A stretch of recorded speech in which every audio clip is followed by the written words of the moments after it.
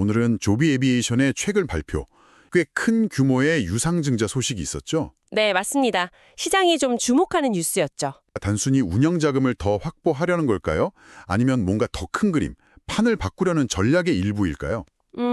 그게 핵심 질문이 될 것 같습니다. 특히 그 세계적인 자동차 회사 도요타가 아주 깊숙이 관여되어 있다는 점이 흥미롭더라고요. 네, 도요타의 역할이 이번 분석의 키포인트 중 하나죠. 그래서 오늘 저희는 이 유상증자가 뭘 의미하는지, 그 배경은 뭔지, 또 조비와 도요타의 관계는 어떻게 되는 건지, 그리고 이 모든 것이 투자자이신 여러분께 어떤 시사점을 던져주는지 좀 명확하게 짚어보는 시간을 갖겠습니다. 네, 좋습니다. 조비의 공시 내용 원문하고 또 시장 분석가들의 여러 해석들이 담겨 있는데요. 유상증자의 구체적인 조건, 특히 도요타가 얼마만큼 또 어떤 조건으로 참여하는지가 아주 상세히 나와 있습니다. 구체적인 조건까지 다 나와 있군요. 네, 이걸 바탕으로 해서 단기적으로 주가에 미칠 영향, 그리고 더 나아가서 장기적인 기업 가치 변화 가능성까지도 우리가 좀 가늠해 볼 수 있겠죠.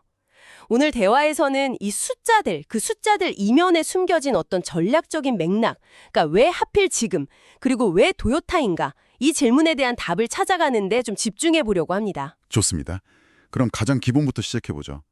유상증자라는 단어 자체는 저희도 자주 듣지만 정확히 기업이 이걸 왜 하는 건지, 장점은 뭐고 단점은 뭔지 이걸 좀 쉽게 한번 짚고 넘어가면 어떨까요?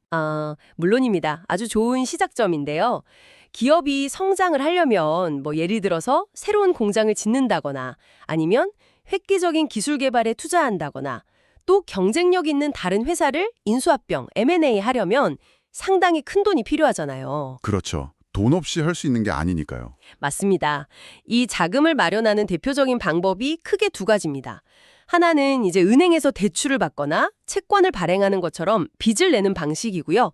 다른 하나는 회사의 주식을 새로 발행해서 그걸 투자자들에게 팔아서 자본금을 늘리는 방식입니다. 그 두 번째가 유상증자군요. 네, 바로 그 두 번째 방식이 유상증자입니다. 말 그대로 돈을 받고 주식을 늘린다는 뜻이죠. 빚하고는 다르게 당장 갚아야 할 원금이나 이자 부담은 없다는 장점이 있어요. 하지만 전체 주식수가 늘어나면서 기존 주주 한 명이 가지고 있던 주식의 가치 비율, 그러니까 지분율이 낮아지면 희석 효과가 발생할 수 있다는 점이 좀 다른 점이죠. 그렇군요. 그러니까 돈을 빌리는 대신에 회사의 소유권 일부를 좀 나눠주고 자금을 얻는 방식이다. 이렇게 이해하면 되겠네요. 예전에 피자 비유로 설명해 주셨던 게 기억이 나요. 피자 비유요? 네네. 예를 들어 친구들하고 8조각 피자를 나눠 먹고 있는데 어떤 새로운 친구가 나도 같이 먹자, 대신 돈 낼게 하면서 끼어들어요. 그래서 피자를 10조각이나 12조각으로 다시 잘라야 하는 그런 상황인 거죠. 맞아요. 딱 그 상황입니다. 당장 내가 먹을 수 있는 조각 크기는 좀 작아질 수 있지만 그 친구가 낸 돈으로 피자를 아예 더 큰 걸로 바꾸거나 아니면 음료수나 다른 사이드 메뉴를 살 기회가 생기는 거잖아요. 양면성이 있는 거죠. 정확한 비유십니다. 정말 그래요. 당장은 내 몫이 좀 줄어드는 것 같아서 아쉬울 수 있지만 그 새로 들어온 자금으로 회사가 뭔가 더 큰 가치를 만들어낸다면 결국에는 내 그 작아진 조각의 값어치가 이전보다 더 커질 수도 있다는 기대감. 이게 공존하는 거죠. 이게 바로 유상증자를 바라보는 핵심적인 시각입니다. 좋습니다. 개념 정리가 확실히 됐네요. 자, 그럼 이제 조비 에비에이션의 구체적인 사례로 한번 들어가 보죠. 이번 유상증자, 그 규모가 상당하다고 들었는데요. 정확한 숫자를 좀 자세히 들여다볼 필요가 있겠어요. 네, 맞습니다. 이런 건 숫자를 자세히 보는 게 중요합니다. 이번에 조비가 발표한 내용을 보면 신규로 발행하거나 혹은 기존 주주가 재판매를 위해 등록한 주식수가 총 1억 4,720만 9,164주입니다. 그냥 편하게 약 1억 472만 주라고 하죠. 1억 472만 주요. 와. 네, 이게 발표 시점을 기준으로 보면 조비의 기존 총 주식수가 약 8억 5,598만 주 정도였거든요. 그러니까 이번 증자가 완료되면 총 주식수는 대략 9억 6,071만 주 정도로 늘어나게 되는 겁니다. 이야, 거의 1억 주 이상이 새로 새로 생기는 거네요. 정말 큰 규모인데요. 그럼 아까 말씀하신 그 희석 효과, 그러니까 기존 주주들의 지분 가치는 대략 어느 정도나 낮아지는 건가요? 계산이 되나요? 네, 계산은 비교적 간단합니다. 새로 늘어나는 주식수 약 1억 472만 주를 증자 후의 전체 주식수, 그러니까 약 9억 6,071만 주로 나누면 됩니다. 그러면 대략 10.9% 정도가 나와요. 10.9% 거의 11%네요. 네, 그렇죠. 다시 말해서 이번 증자로 인해서 기존 주주들의 지분율은 평균적으로 봤을 때 약 11% 정도 희석된다. 이렇게 볼 수 있는 거죠. 11% 이석이라 이게 뭐 작은 수치는 절대 아닌 것 같은데요. 그런데 여기서 정말 이 판을 읽는 핵심은 이 새로 나오는 1억 주가 넘는 물량, 이걸 도대체 누가 가져가느냐? 이 점 아니겠습니까? 바로 그 지점입니다. 여기가 정말 이번 발표의 가장 중요한 대목이라고 할 수 있어요. 자료에 따르면 이 신규 발행 및 재판매 등록 물량 1억 4,720만 주 중에서요. 무려 9,940만 3,579주. 그러니까 이게 전체 물량의 95%가 넘는 엄청난 양입니다. 95% 이상이요? 네, 이 95% 이상을 도요타가 인수하기로 한 겁니다. 그것도 주당 5.03달러라는 딱 고정된 가격으로요. 그러니까 시장 가격이 앞으로 오르든 내리든 상관없이 도요타는 주당 5.03달러에 이 물량을 가져가는 조건입니다. 와, 95% 이상을 도요타가 그것도 고정된 가격으로 가져간다. 이거는 뭐 거의 전부라고 봐도 무방할 정도네요. 그럼 나머지 한 5% 정도 되는 물량은 이건 뭔가요? 이건 누가 가져가나요? 그 나머지 물량이 대략 한 532만 주 정도 남는데요. 이 물량은 좀 성격이 다릅니다. 이건 과거에 조비가 인수했던 다른 회사, 아마 스트라타라고 구 블레이드였던 회사일 텐데 그 회사 주주들에게 지급되었던 주식이 이번에 시장에서 팔 수 있도록 재판매 등록된 물량입니다.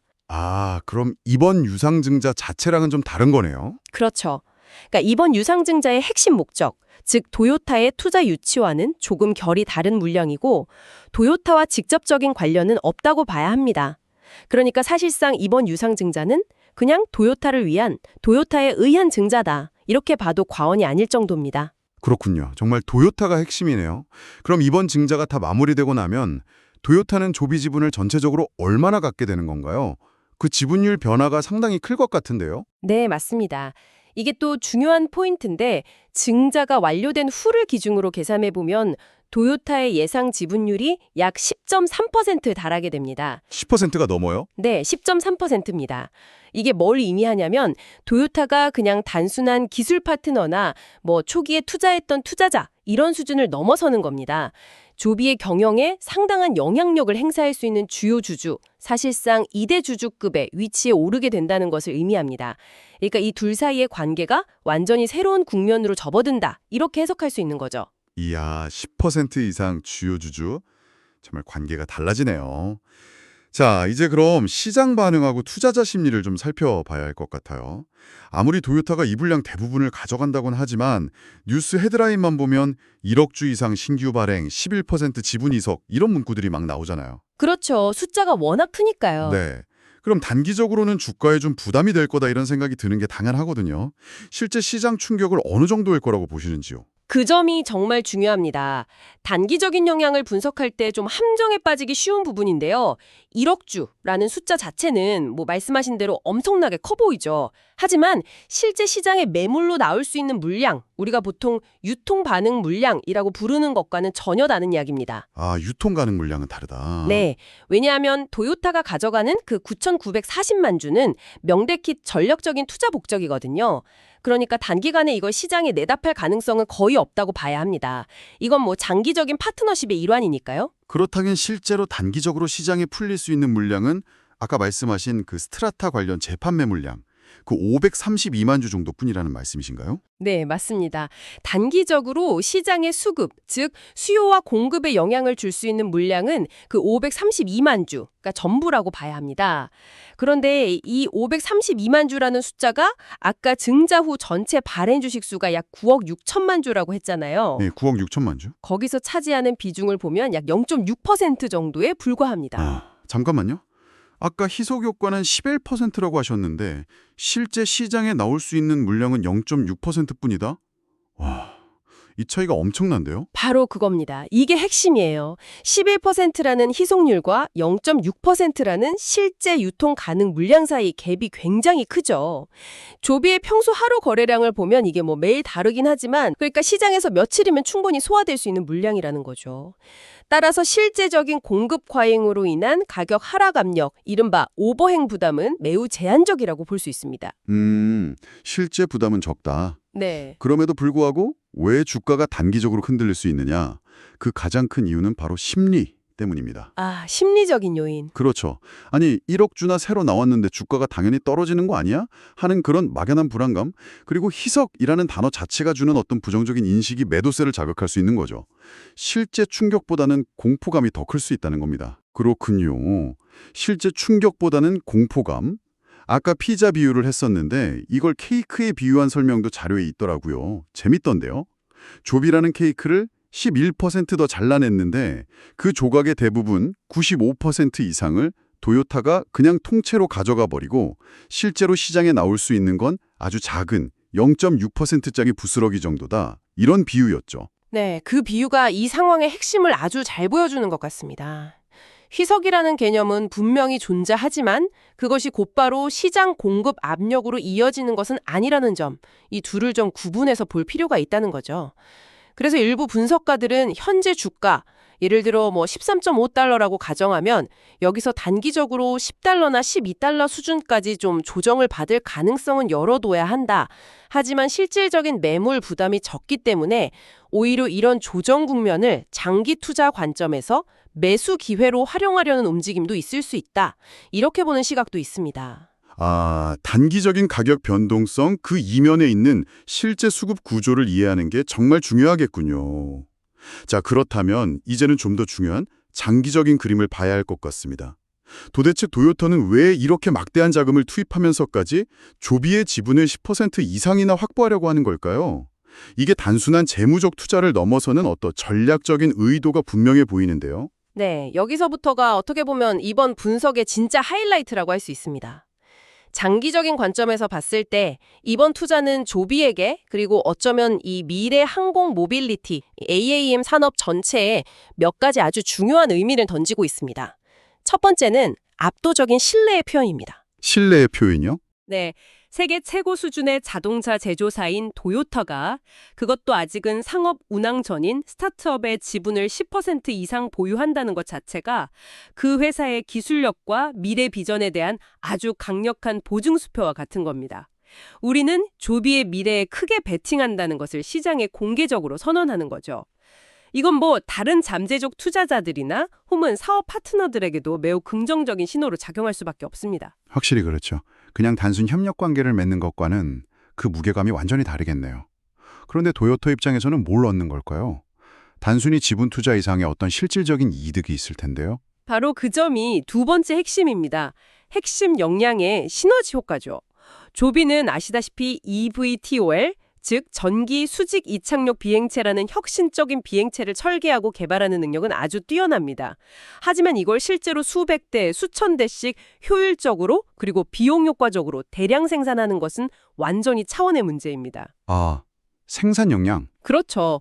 여기서 바로 도요타의 존재 이유가 드러나는 겁니다. 도요타는 다들 아시다시피 지난 수십 년간 세계에서 가장 효율적인 생산 시스템으로 인정받는 도요타 생산 시스템, TPS, 토요타 프로덕션 시스템, 이걸 구축하고 운영해온 엄청난 경험과 노하우를 가지고 있습니다. 네, TPS는 워낙 유명하죠. 조비의 하늘을 나는 아이디어와 도요타의 땅 위에서의 그 막강한 생산력이 결합되는 거군요. 근데 좀 궁금한 게 자동차 생산 방식이 과연 이 복잡한 항공기 생산에도 그대로 적용될 수 있을까요? 이게 상당히 다른 분야잖아요. 아, 그거 아주 중요한 질문이십니다.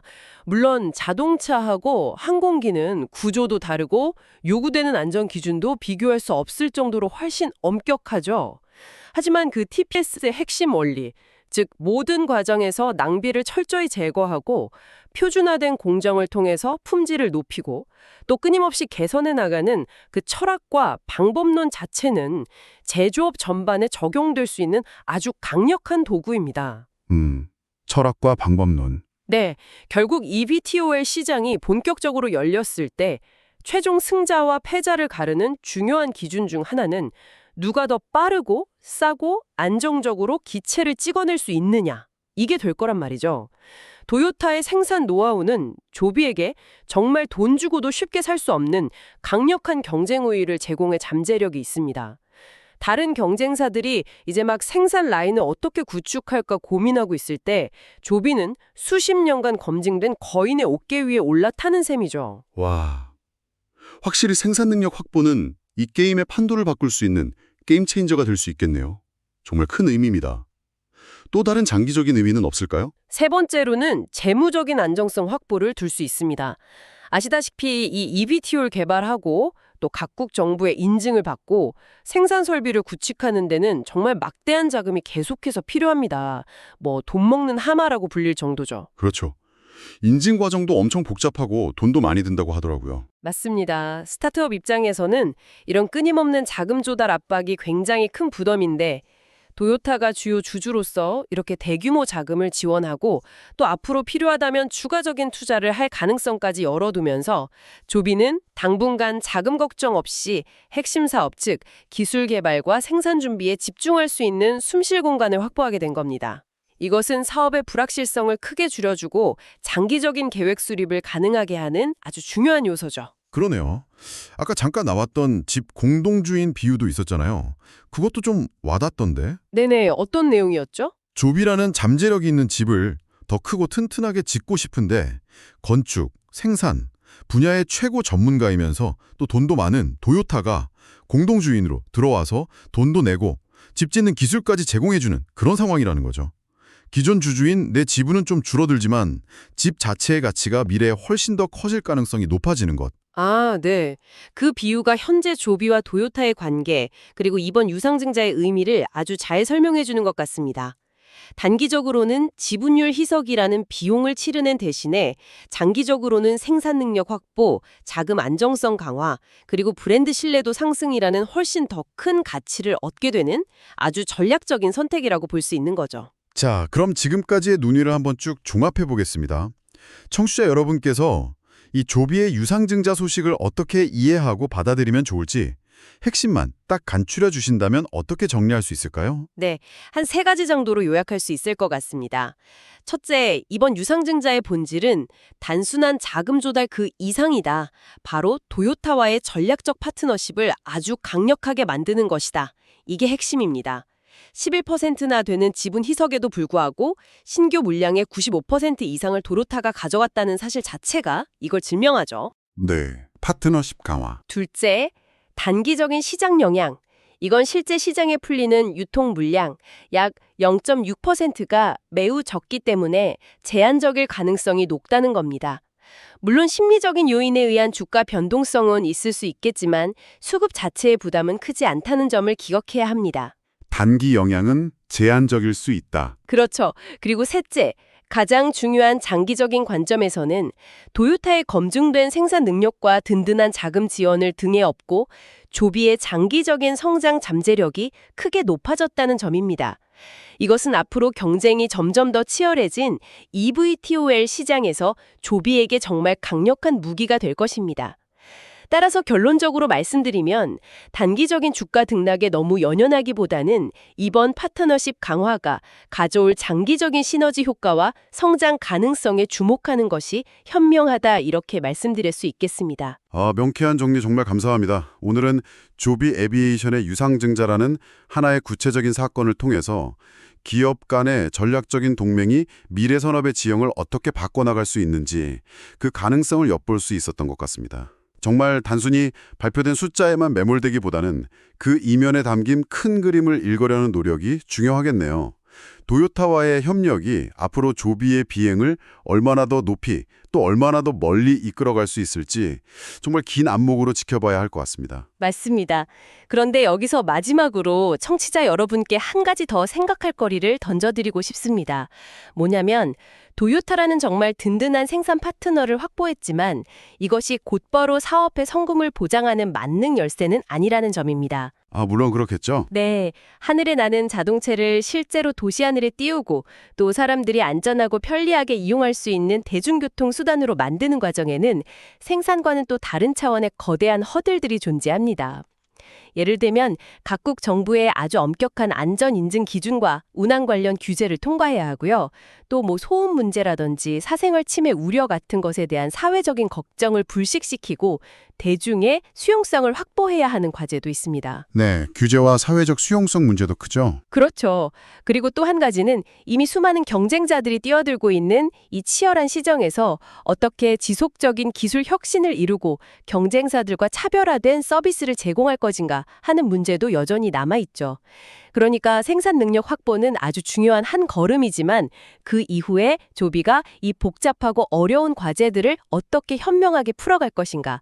이것이 앞으로 청취자 여러분께서 조비의 미래를 전망하실 때 계속해서 주목해야 할 아주 흥미로운 관전 포인트가 될 거라고 생각합니다. 정말 그러네요.